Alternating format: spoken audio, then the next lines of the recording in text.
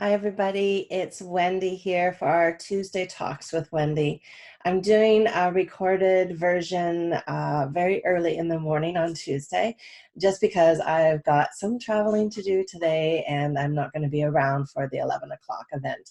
So, have you seen my little Facebook cover on the top there? Well, that's kind of a cute little indication to say that I'm going to be doing a lot of traveling in the next little while. Not very far, unfortunately. It's not to the Caribbean or anything yet. But I am going to be working around the north with different wellness workshops and live blood clinics all over the place. So actually, I'm heading up to Hellebury today to connect with the beautiful Roli Alar at Bridging the Gap Wellness Center in Hellebury to discuss and talk about the upcoming events, which is so exciting for me. I'm so excited about all this. So yeah, I'm going to be offering some workshops, some wellness workshops and live blood clinics in Azilda at the Be Well Acupuncture Wellness Center, and as well as these satellite clinics throughout the north, so in Hellebury and in Massey at the Nature Nook. So these are really, really exciting times for me. I'm going to be super busy, and I'm just loving all of the exciting, wonderful adventures that I'm going to be having over the next little while. So just stay tuned about where I am going to be and what I'm doing. For you, those of you that don't know, to this week actually, I started my what I call a brick and mortar kind of business again up at Be Well Acupuncture and Wellness Center in Azilda. So this is so very exciting.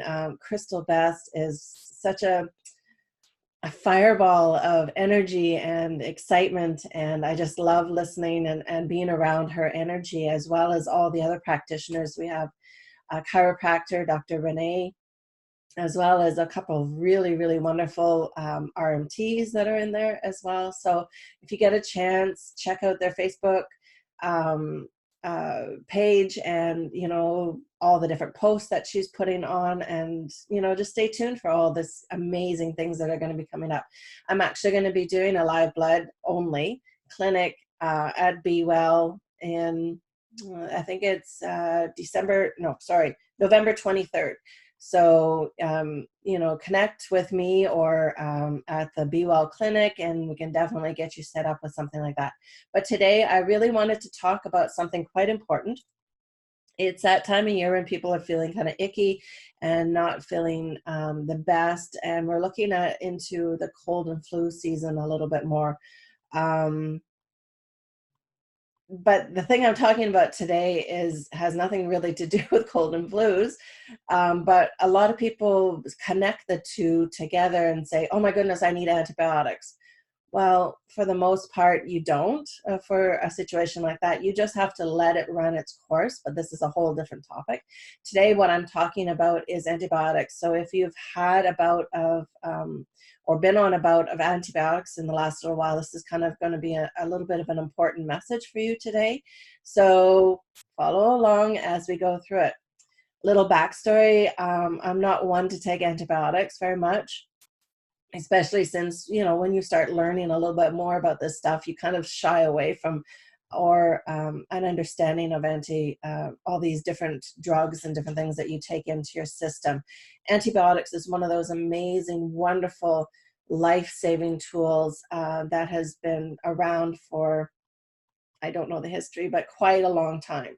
And it has, allowed the human race to prolong its life quite a long time, because simple things like infections would kill us. And nowadays it doesn't. So, I mean, even something like a pneumonia and a toothache, different things like that, we would become so ill that our bodies wouldn't be able to recover, and antibiotics has helped that. So I'm not saying anything wrong about antibiotics, but personally, I believe that they have been overused. As a nurse over the years, I mean, I've seen how they can be used to the degree that your body becomes unable to respond to them.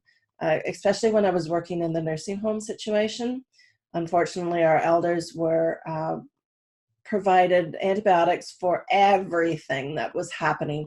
At the slightest little um, thought or symptom, antibiotics were thrown at them. And it was not just specific antibiotics, it was like a general spectrum antibiotics, which would kill everything in their system.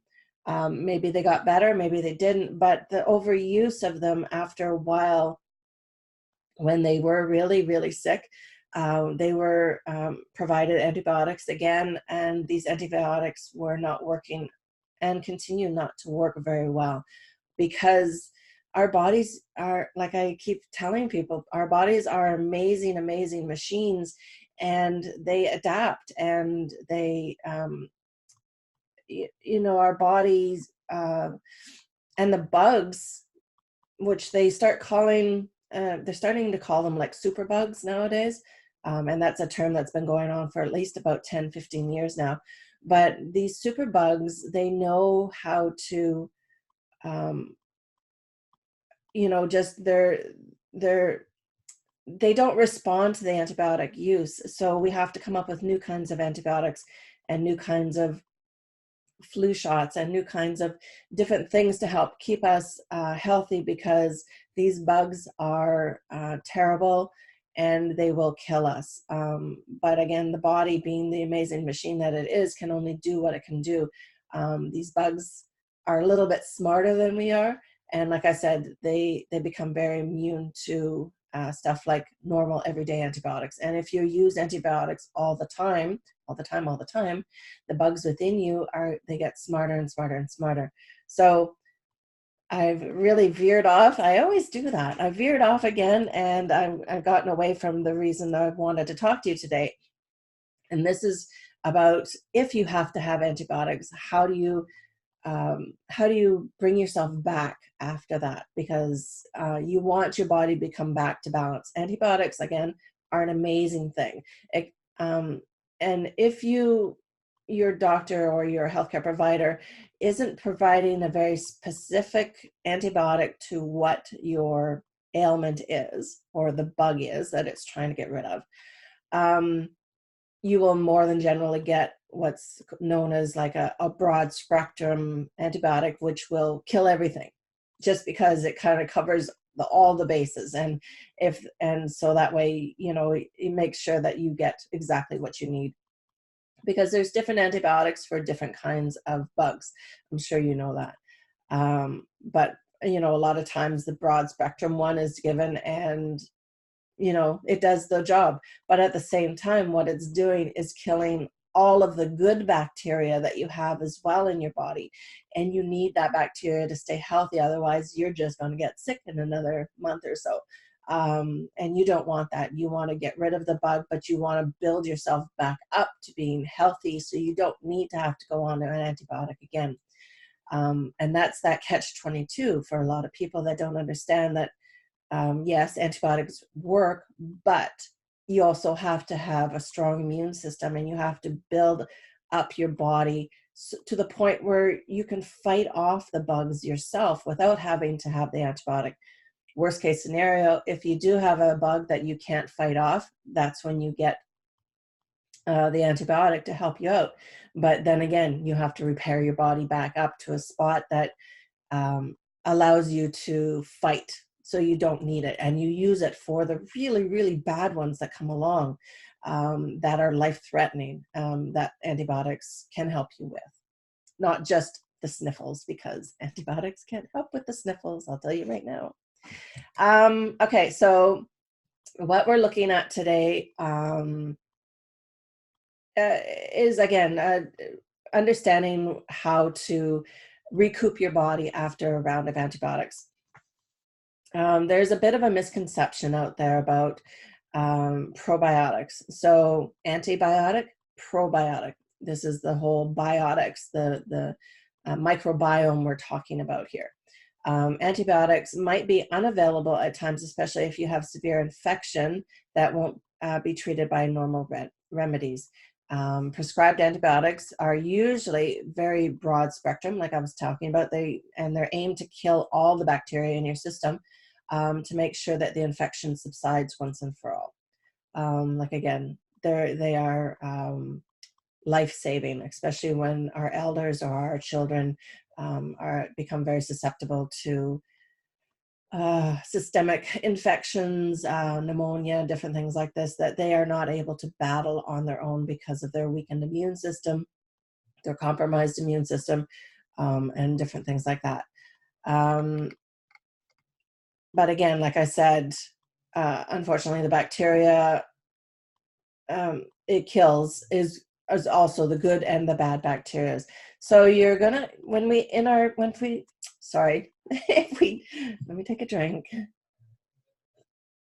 If we take a look or think about all the bacteria that we have in our gut, the gut microbiome, um, the population is astounding. You can't even think about the amount of bacteria that we have in our gut. And as research goes on and on and on, we are learning more and more and more about how important this microbiome is. Um, it essentially every other system in our body is uh, affected by how our gut is. And that's why it's so important with regards to just normal everyday things like nutrition, water, healthy lifestyle, healthy thought patterns, those three major um, pillars of health, body, mind, and spirit. So it really does come down to what goes on in our gut. And where does our gut start? It starts in our mouth. It actually starts a little bit before that, but it essentially physically it starts in our mouth. So whatever we take in our mouth, it eventually gets to our gut, and we have to make sure that the things that we take in are conducive to our health and our healing in one respect or another. So getting back to the microbiome, um, it's a it seems like it's a contained system, like because you think about the digestive system alone, it starts in the mouth and ends in the toilet. Basically, it's like almost like a tube, basically, from your mouth to your anus. So it you think that it's all contained, but it's not. I mean, it works symbiotically with all the other systems in the body. And like I said, the gut is one of the places that really is.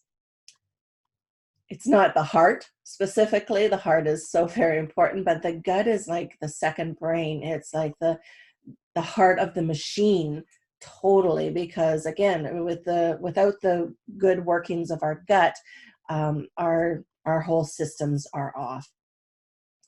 um, and like I said, it really does affect everything from our digestion, obviously, because it's the digestive system, but it affects our immune system so substantially, our reproductive health, because this is where a lot of our sex hormones, our happy hormones, our all these different hormones are made in this area, and produced and distributed from this area. So it's very, very important for our mental health, our reproductive health, our immune health, our endocrine system, our um, everything. It's so our lung system, our cardiovascular system. All these systems are really very much dependent on our gut. So when we take antibiotics, you are wiping out the good bacteria. And the space that's occupied in the GI tract, the gastrointestinal tract, is now available for all those bad bacteria that perhaps were not um, uh, wiped out with the antibiotic.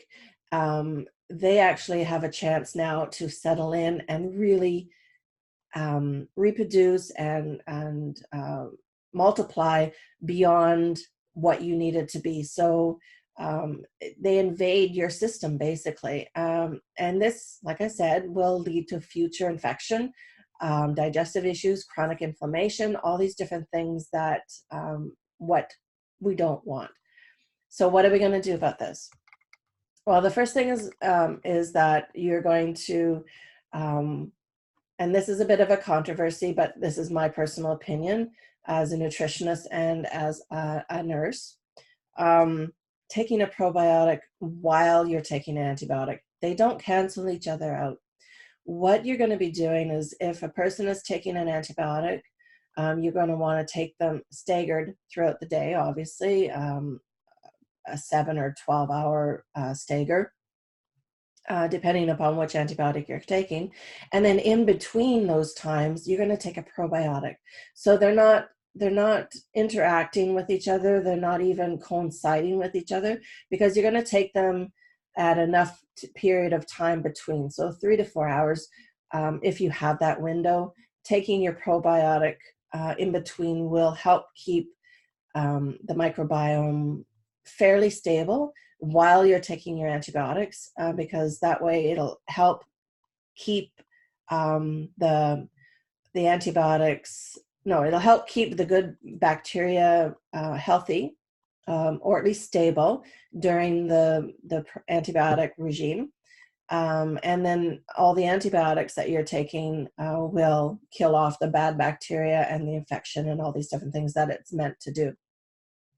And then, because it is such a delicate balance of bacteria in your gut, you don't want it to be disrupted by taking all these different drugs. And that's why you want to continue, or at least if essentially start with your probiotic while you're taking your antibiotics. And then when you're done your antibiotics, the next day you double up on your antibiotics throughout the day, and you start taking, at least for a good 6 weeks, taking a double dose or an antibiotic dose. There's a company called Genestra, and they provide very high quality probiotics, and they actually have one product that is antibiotic, is made for after antibiotics. So you take it and you have lots of, you recoup a lot faster, because it's a high potency, high dosage kind of product that you can take.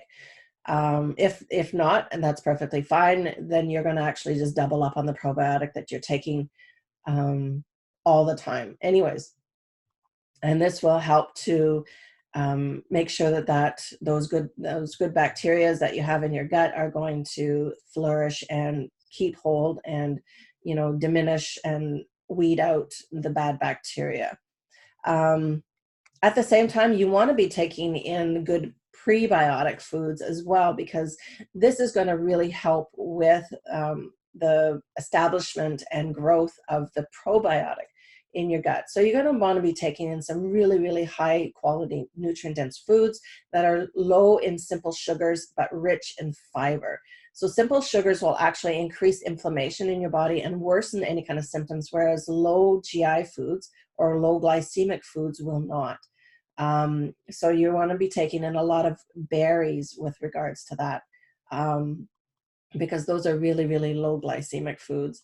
And staying away from the high glycemic foods, perhaps like onions and white potatoes and white bakery foods, and really looking at your high fiber foods at this time. So instead of containing any simple sugar molecules, my tongue doesn't work very well this time of the morning, complex carbs include fiber. So when you're looking at taking in complex carbs, understanding that you want to, obviously increase your fiber, so your water intake as well, but because of the increased fiber that's in the foods, so it doesn't bind you up and constipate you. So you want to make sure that you're taking in complex carbs, but lots of water to go along with it. And this really, again, because you've taken the antibiotics, you're going to have a lot of what we call die-off. So the bad bacteria, everything that's been causing you to have an infection, it dies off. But where does it go? You want it to flush out of your system. So you really want to have those fluids working properly in your to get all the die-off out. And it really helps with making sure that that really good fiber that you're getting from your carbs is really working well. I've kind of veered off because I was talking about prebiotics, but I'll just finish my thought first of all. So your complex carbs, you're looking at sweet potatoes, oatmeal, other whole grains, leafy green vegetables, beans, and seeds. These all contain lots of fiber. So you're going to be avoiding the junk food and the treats with the added sugars, which is kind of so hard. And maybe one of the reasons why this is the cold and flu season. This time of year, you want to, even if it's not, even if you're not taking a probiotic, or sorry, even if you're not taking an antibiotic for a really serious cold, these foods alone will help you keep the gut clean again. And when you have a clean gut, you're going to have a good or a better immune system. And when you have a better or a really good immune system, you're going to fight off any kind of colds and flus, as well as major infections that need antibiotics. So these are all things that you can all incorporate into your diet before we get sick.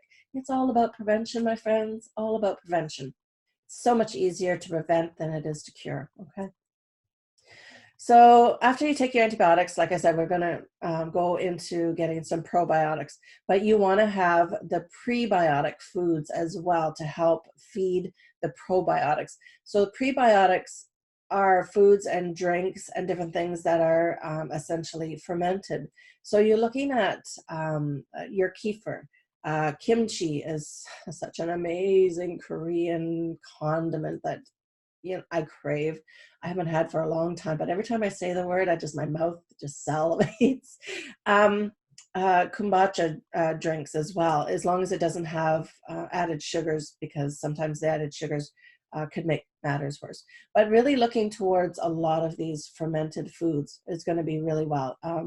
There's a product of greens powder that is fermented, so the Genuine Health, I believe it's called.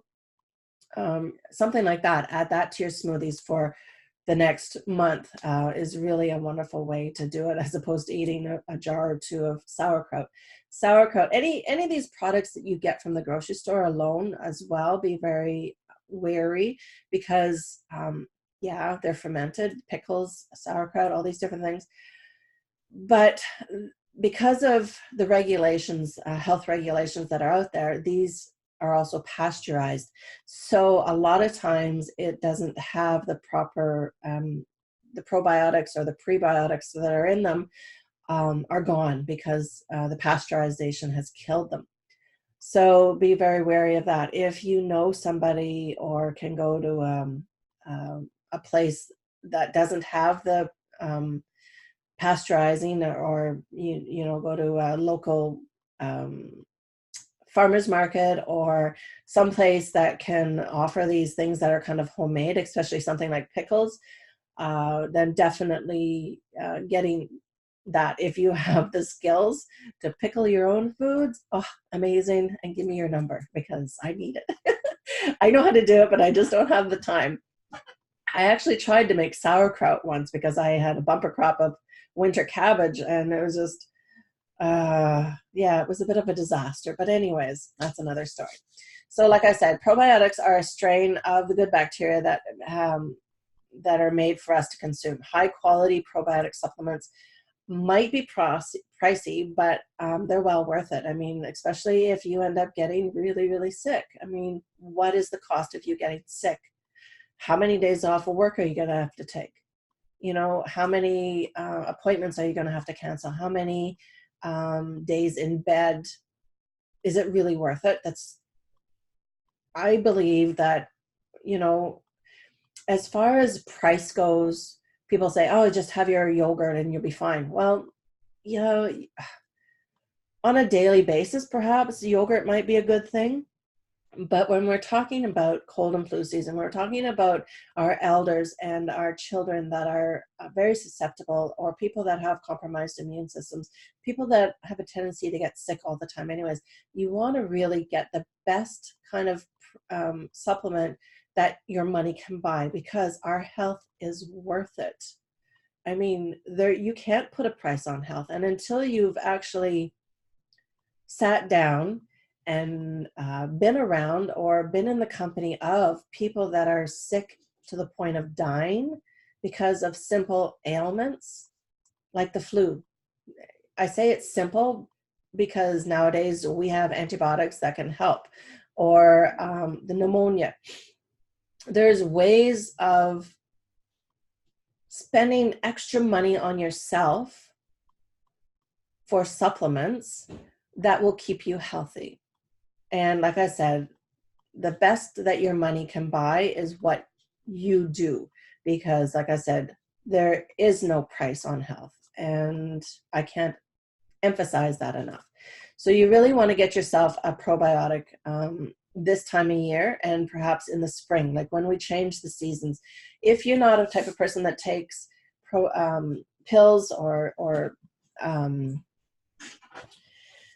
supplements or anything like that, that's fine. But you're maybe the type of person that doesn't need it. Maybe you're the type of person that eats consistently well throughout the year. You have a really high working immune system, and that's perfectly fine. But for the people that don't, for the people that consume the SAD diet, the standard American diet, for the people that are very susceptible to bugs at all times, it is so much of a necessity for people like you, because you're not getting the nutrients, you're not getting the good stuff that you need to stay healthy, and eventually you will crash. It might not be this year, it might not be next year, it might not be 5 years from now, but you have to understand that 10 years from now you have to start.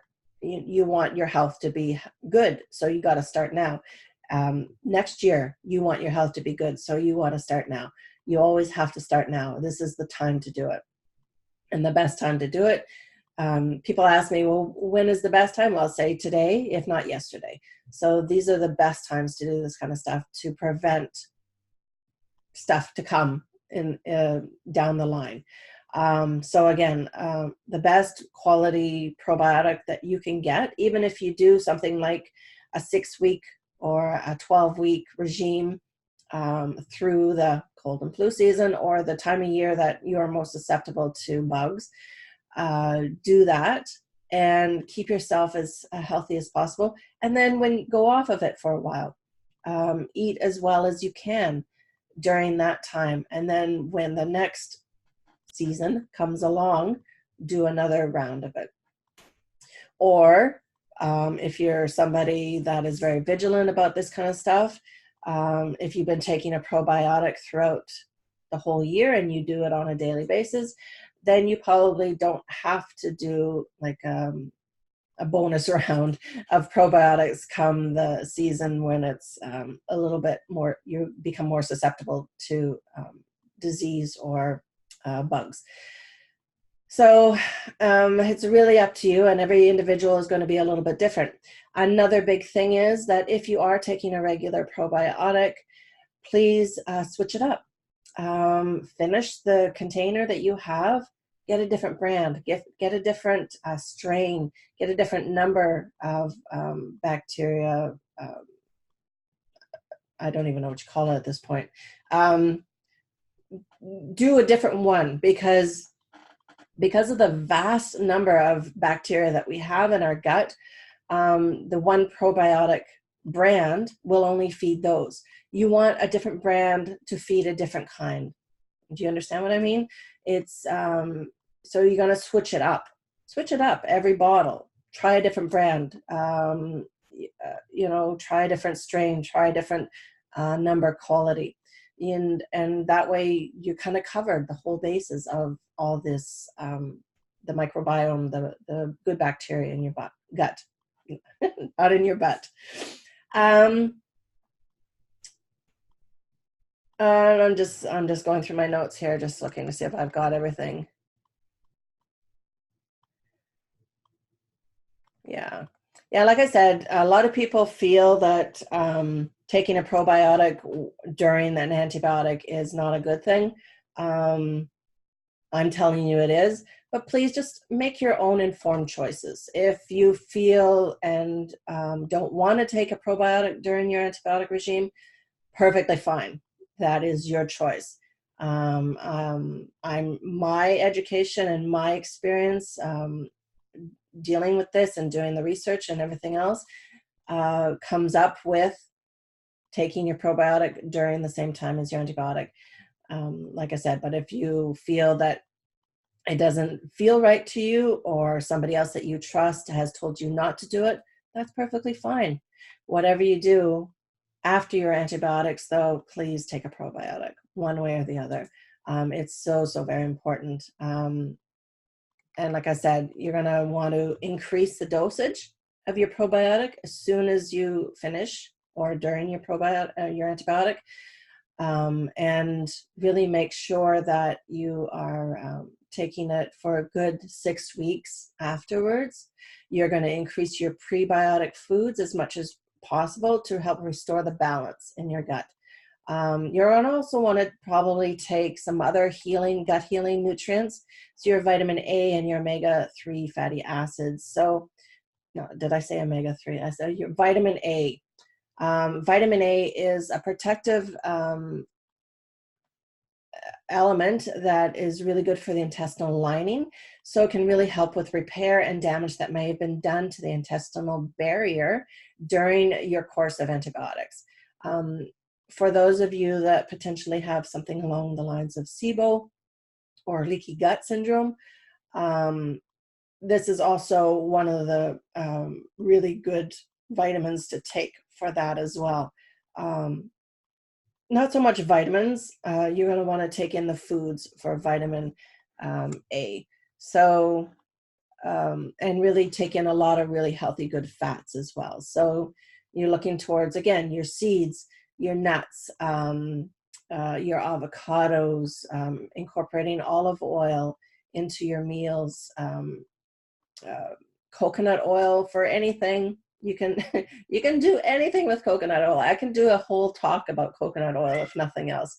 So really looking at a lot of these good things. So your vitamin A foods, and your essential fatty acids, and your probiotics and your prebiotics. So a little story. I just had to have, like, I really don't like taking antibiotics because I really don't. I'm I don't like introducing that kind of stuff into my body, but at the same time, there are situations when you need it. I recently chipped a tooth in the back, and the mouth being what it is, mouth is a very dirty area. It doesn't matter how much you brush your teeth or you clean or whatever, bacteria is always kind of lingering in your mouth. This is, again, one of the reasons why a healthy system is really good. But so I ended up getting an infection. But again, trying everything holistic under the sun that I could do beforehand, nothing helped. And I ended up getting quite a bit of an infection, to the point where, okay, well, I lost the tooth and I had to go on a round of antibiotics. So what did I do? Obviously, probiotics are in order after the fact. And, you really have to understand and, feel out your body and respond appropriately. Antibiotics are one of the most beautiful things that has ever happened in modern medical medicine. And it's not something that we should take lightly. It's not something that we should abuse. And it's not something that we should avoid either. It is so very important for our health, but you have to understand how to bring yourself back up to a spot that is healthy, so you don't allow the antibiotics to ruin you. And that goes for pretty much any kind of medicine. Any kind of prescribed medicine, they're chemicals, they're foreign things that are being introduced into the body. So the body will take its toll. Some medicines are very specific to certain things, but you have to understand that it will have effects on the whole body. So you really have to kind of do your homework, talk to your healthcare provider, talk to a nutritionist or a holistic provider for options or things that will complement and go together to help keep you healthy, even while on prescribed medications. So really be very vigilant in your own health. And, if nothing else, hello, kitty. If nothing else, just bring that awareness, because you are, you are the boss of your own body. Doctors know, nutritionists know, your spouse, your partner, your children, your parents, up until about 18, they are not the keeper of this. This is you. This is, and you have the last responsibility. You cannot take something that is prescribed to you and then blame the person that gave it to you because you didn't inform yourself, or you didn't understand what's going on in your body and just blindly did whatever you were told to do. I'm here to educate, and I'm here to inform, and I'm here to offer suggestions, but you ultimately are the person that has to do and kitty. And you have to do and be the last person and the first person to, have the last say about what goes on in your body. So this message is with love and with health, and just, like I said, a deep understanding of who you are, how your body works, and making the best decisions for you. Okay. Like I said, nobody else can do those things for you. Nobody can, unless obviously you've given away your rights to that kind of situation. But if you're in that situation, that's a whole different ball game. But right now, as a healthy individual, or a potentially healthy individual, an adult human, you have the right over your own body. So make the right informed choices for you to be the best and healthy person that you can be. Okay, so have a wonderful Tuesday. Like I said, I'm heading to Hallaberry today to set up November 12th, I believe it is. I am doing a wellness talk in Hallaberry on the fall wellness toolkit. This is my last fall wellness kind of situation because we're heading into winter, unfortunately. It's pretty cold out there, and from what I heard, Halloween later this week, we're supposed to get snow. Oh my goodness. Anyways, yeah, so fall wellness toolkit, November 12th. Let's see, what else have I got here? In Massey at the end of the month, on the 25th of November, I'm going to be a Boost Your Immune System workshop in Massey. So this is a pretty cool one, and it kind of reiterates everything that we were just talking about today, plus a whole other ball game. And of course, you always get little handouts and stuff like that with my wellness workshops. I'm doing a live blood clinic at the Be Well Acupuncture and Wellness Center. I have to learn these things so they roll off my tongue a little easier. Yeah, so a live blood only clinic, so no nutritional consult with it, because this is what people have been asking for. I'm going to be doing that in Isilda on the 23rd of November, so you can actually book online if you go to the Be Well site. As well as in Massey on November 30th, I'm going to be doing a live blood clinic there. Same kind of idea, but you might want to connect with me. So you can email me, wendy@wendyhumbers.com, and I can connect you with the scheduling link that goes along with that. On, let's see, December, I'm already booked into March. So December is looking pretty busy as well. December 7th, I'm actually going to be in Hallaberry doing a live blood clinic there all day long. So again, it's the live blood without the nutritional consult. So it's a general look at your blood with some recommendations. Let's see, I've got a thing right here. I'll show you. With some recommendations that I give you to take home. So I give you, it's backwards, I know, but I give you a paper like that, and it'll give you indications of whatever we see in your blood that day, as well as some general recommendations to implement when you go home that evening. I also am giving out a booklet on digestion with that, as well as a 4-week meal plan. And that goes for the one in Massey and Zilda as well. So, and those are emailed to you afterwards. Those are definitely well worth their money. I mean, the booklet and the meal plan alone is well worth $100 right there. So, because I put so much time and effort into making this stuff for you, and the quality is astounding. You know, not to brag or anything, but you know. Anyways, on December 10th, again in Hallaberry, I'm doing a clean eating workshop. So clean eating 101, trying to figure out what all this hype is about with clean eating and how you can actually start implementing some changes into your life to bring some clean eating into your life. And I'm doing that same workshop in Massey on December 16th as well. So getting a chance to really incorporating a lot of that clean eating into your life, which sometimes can be very difficult considering our fast-paced lives, our busy, chaotic lives.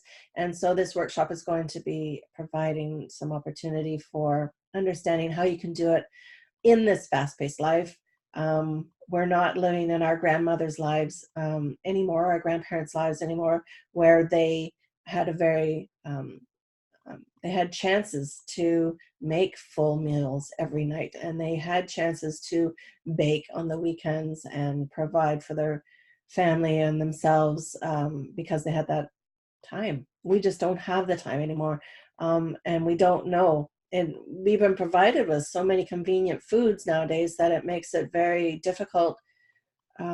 We've forgotten how to eat properly, and we've forgotten as a whole how to cook, really. Not cooking per se, but how to provide a well portioned out, balanced meal for ourselves and our families.